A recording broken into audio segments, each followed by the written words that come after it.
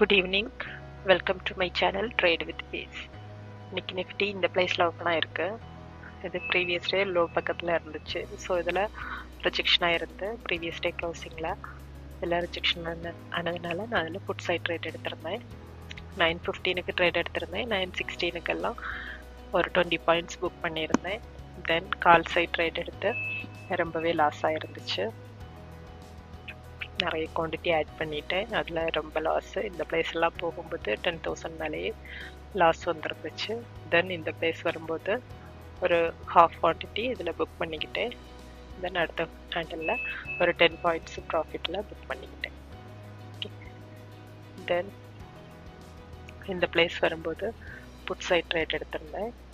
Put side trade எடுத்து இது வரைக்கும் வரும்னு எக்ஸ்பெக்ட் பண்ணேன். 25,700 வரல. தென் இதில் மறுபடியும் ரிவர்ஸ் ஆச்சு. இந்த பிளேஸில் அகெயின் ஒரு குவான்டிட்டி ஆட் பண்ணேன். இந்த பிளேஸ் வரும்போது புக் பண்ணிக்கிட்டேன். ஓகே, ஸோ ஃபஸ்ட்டு ஹேண்டில் இதில் ட்ரேட் எடுத்து இதில் புக் பண்ணியிருந்தேன் புட் சைடு.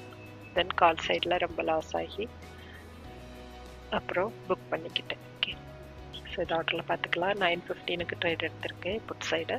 9:16க்கு க்ளோஸ் பண்ணியிருந்தேன். 4 லாட் எடுத்திருந்தேன். 22 பாயிண்ட்ஸு புக் பண்ணியிருந்தேன். தென் கால் சைட் ட்ரேட் எடுத்து நிறைய லாஸ் ஆகிருந்துச்சு. 10,000 மேலே லாஸ் வந்துருந்துச்சு.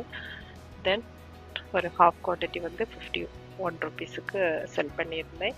ரிமைனிங் 61க்கு செல் பண்ணியிருந்தேன். தென் கொஞ்சம் வெயிட் பண்ணி புட் சைட் ட்ரேட் எடுத்து ஒரு 10 பாயிண்ட்ஸ் பக்கத்தில் புக் பண்ணிக்கிட்டேன். ஓகே,